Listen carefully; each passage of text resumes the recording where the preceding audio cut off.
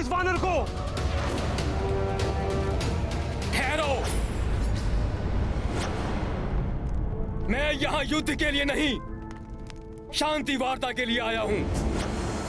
यह शक्ति प्रदर्शन तो मात्र इसलिए था ताकि आप सब ये जान लें कि शांति वार्ता करने वाले दुर्बल या भीरू नहीं होते।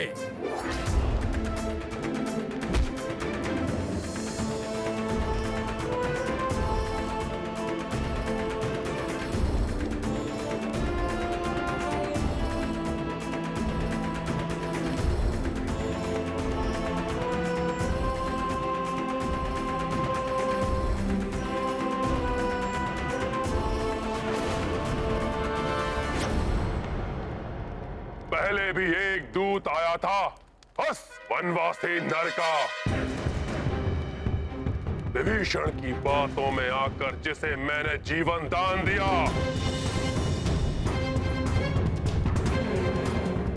वो मेरे जीवन की सबसे बड़ी भूल थी, किंतु आज तुम्हें बचाने कोई विभीषण नहीं आएगा यहां।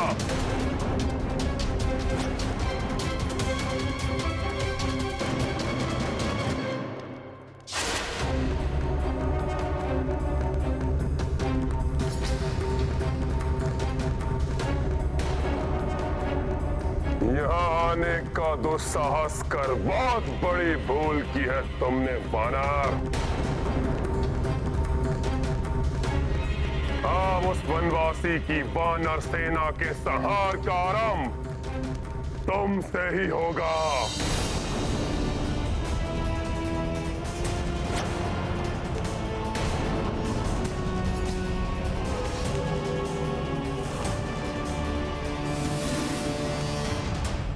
युवराज अंगद कहीं कुछ और ऐसा न कर दें जिससे रावण और भड़क उठे। मुझे उनकी सुरक्षा के प्रति सतर्क रहना होगा। आश्चर्य है, जिस खड़क चंद्रहास को देखकर बड़े बड़े महायोद्धाओं की भय के कारण कब कभी छूट जाती है, उस खड़क के सामने तुम निर्भीक होकर खड़े हो। तुम किसी महाबली योद्धा के पुत्र हो क्या? उचित कहा आपने। महानतम वाली का पुत्र अंगद हूं मैं, जिन्होंने आपको अपनी कांख में दबाकर रखा था और आपका दंभ चूर कर दिया था।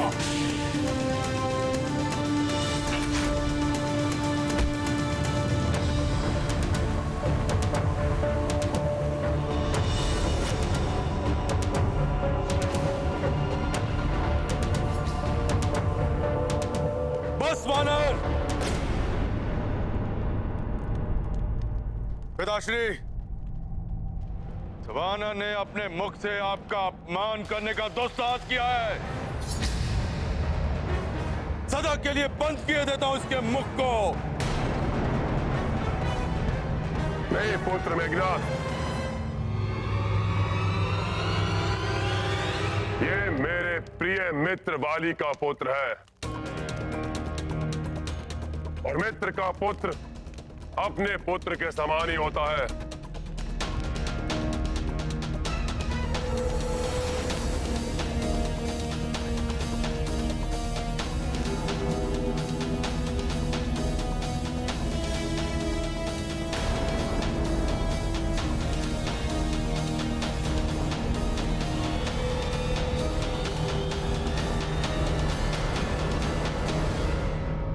पुत्र, तुमने अपना परिचय देकर मुझे पुत्र वध के पाप से बचा लिया। आओ पुत्र, मेरे हृदय से लग जाओ। आओ पुत्र। ये दुष्ट राक्षस कहीं कोई छल करने तो युवराज अंगद की ओर नहीं बढ़ रहा है। आओ पुत्र।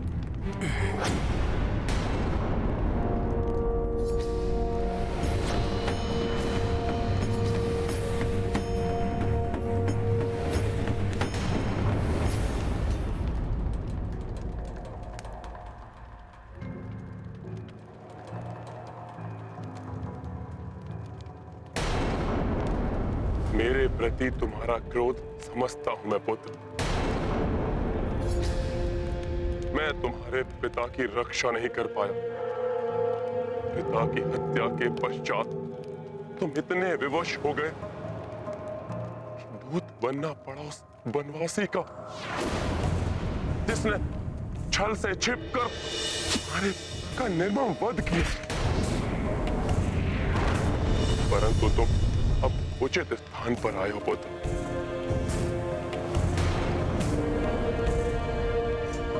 मैं तुम्हें वचन देता हूं कि मैं सदैव तुम्हारा साथ दूंगा पुत्र।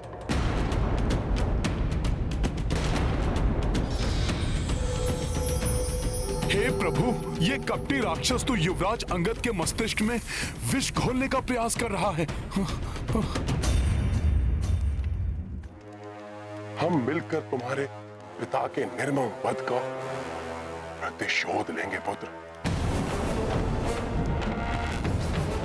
छलिया है वो वनवासी,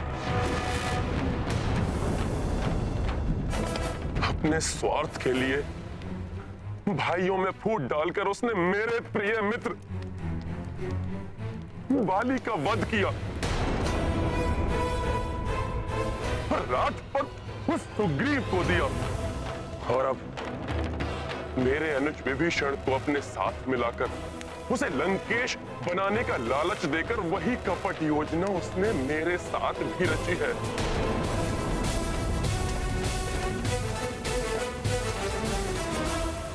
रावण, बंद करो ये अनर्गल प्रलाप।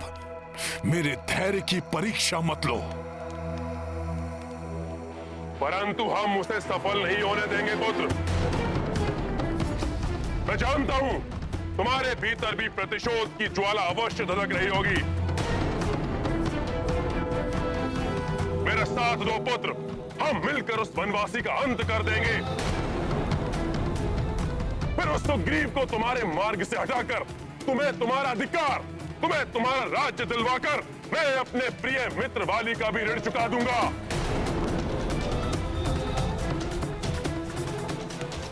प्रभु श्री राम ने हमें यहाँ शांति वार्ता के लिए भेजा है।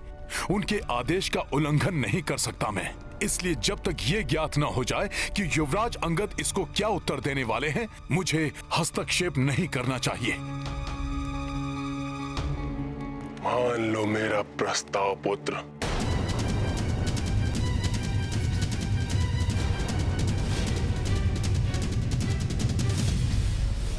पाप कर्म में लिप्त, पाप की कीचड़ के अतल दलदल में धंसे हैं आप लंकेश।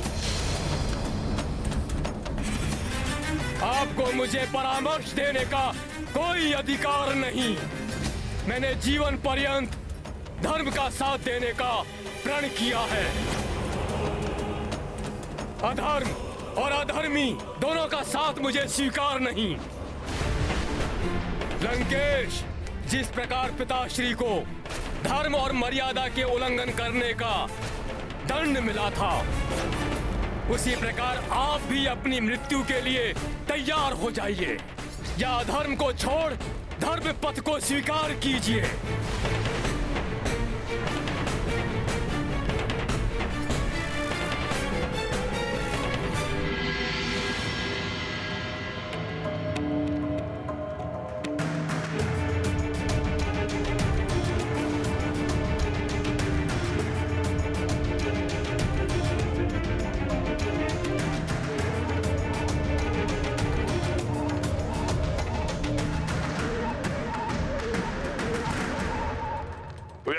तुम्हारा अंतिम निर्णय, अपने पिता के वधिक का साथ देना, सदा ही उसका सेवक बनकर रहना स्वीकार है तुम्हें?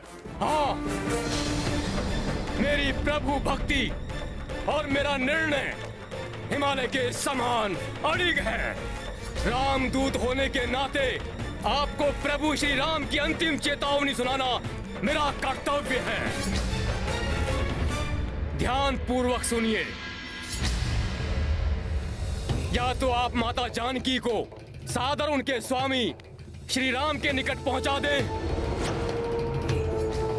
या रणभूमि में श्री राम के कोप का सामना करने का साहस करें। विश्वास नहीं होता कि तुम्हारी शिराओं में महानतम वाली का ही रक्त प्रवाहित हो रहा है। कैसे पुत्र हो तुम? मेरा समर्थन प्राप्त होने के पश्चात भी अपने पिता के बधिक का साथ दे रहे हो।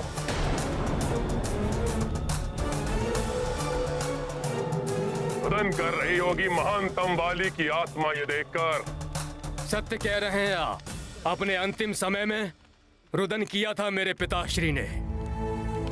प्रभु प्रेम से भाव विह्वल होकर अश्रु बहाए थे उनके नेत्रों ने। जब प्रभु के प्रभुत्व का प्रत्यक्ष दर्शन मिला उन्हें, अपने पाप कर्मों के लिए क्षमा याचना भी की थी उन्होंने प्रभु से, परंतु अपनी भूल स्वीकार करने में बहुत विलंब कर दिया उन्होंने।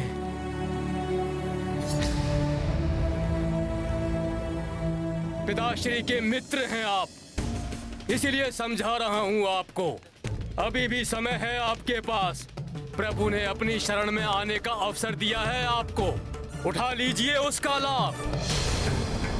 रक्षा कर लीजिए अपनी और अपनी लंका की।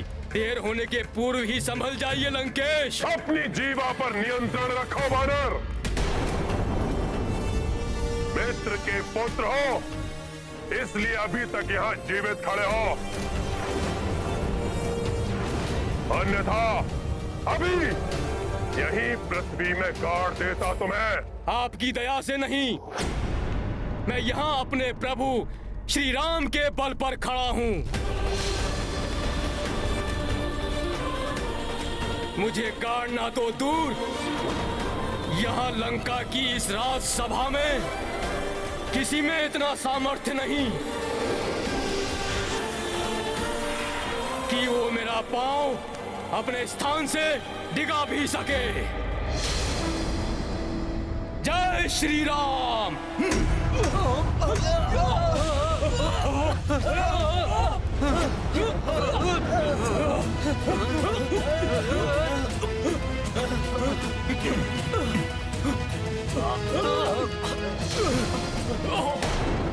रणभूमि में प्रभु श्री राम की शक्ति का सामना करने के पूर्व उनके नाम की अपार शक्ति से परिचय कर लीजिए लंकेश। किष्किंधा का युवराज और रामदूत होने के नाते मैं ये घोषणा करता हूं, यदि इस राक्षस सभा में उपस्थित किसी भी योद्धा ने मेरे इस पांव को अपने स्थान से हिला दिया तो मैं ये वचन देता हूं, ये मेरी ही नहीं स्वयं मेरे प्रभु श्री राम की भी पराजय होगी, जिसके परिणाम स्वरूप प्रभु श्री राम बिना युद्ध किए अपनी समस्त सेना के साथ लौट जाएंगे। कहिए लंकेश, स्वीकार है मेरी चुनौती?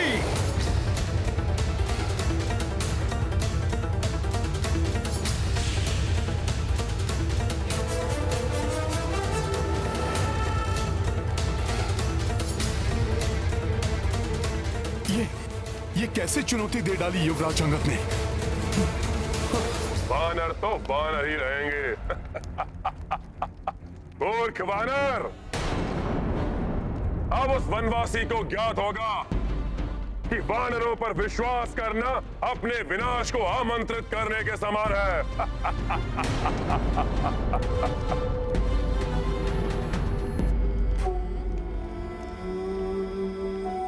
विश्वास तो मुझे है अपने प्रभु श्री राम के नाम की महिमा पे।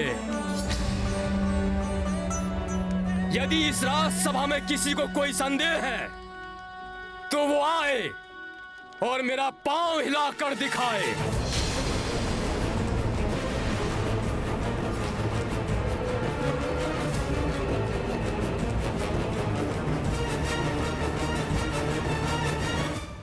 बहुत बोल चुके हो तुम। मैं अभी तुम्हारा ये पांव हिलाऊंगा और यही पटक पटक कर वध भी करूंगा तुम्हारा। तो आओ राक्षस वीर, दिखाओ अपना सामर्थ्य और कर लो अपनी इच्छा पूर्ण।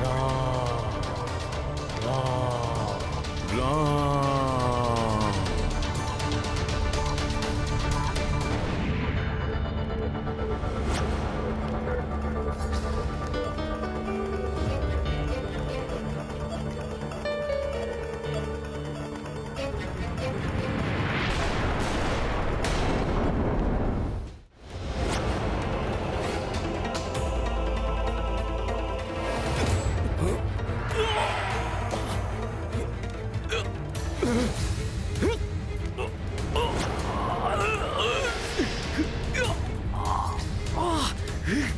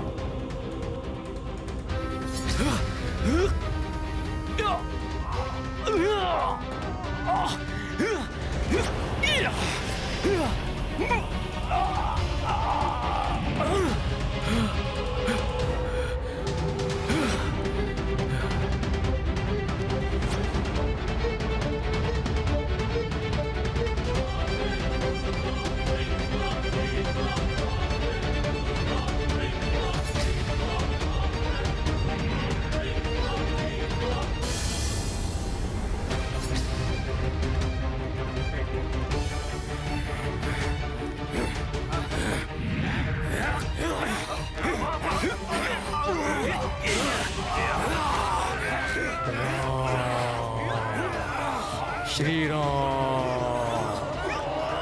राम, श्री राम।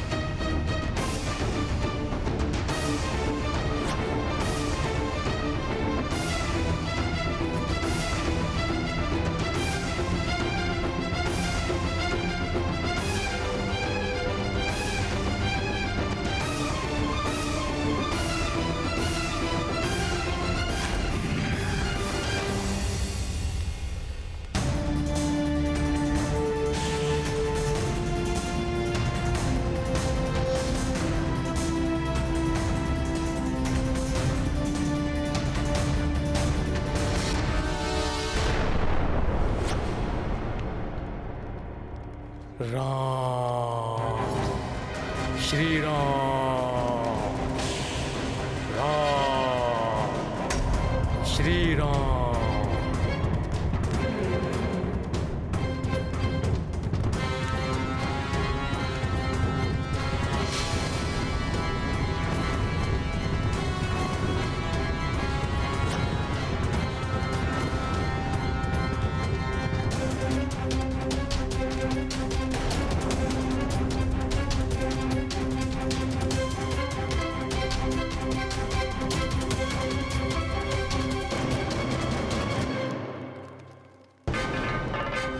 जिसने अपनी शक्तिशाली भुजाओं से महादेव के निवास कैलाश पर्वत को ही हिला दिया था, ये वही रावण है।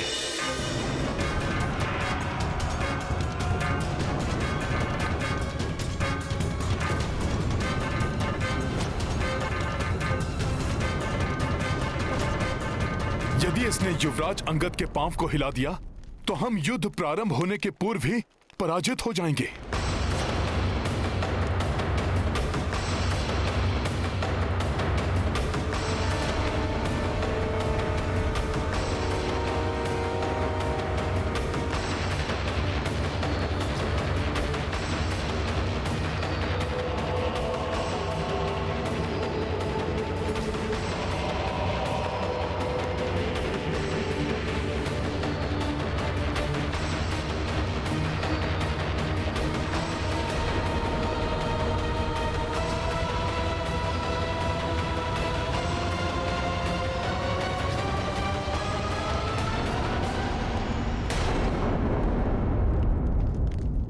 ईश्वर की शक्ति का साथ हो तो बड़ा से बड़ा योद्धा भी घुटने टेक देता है।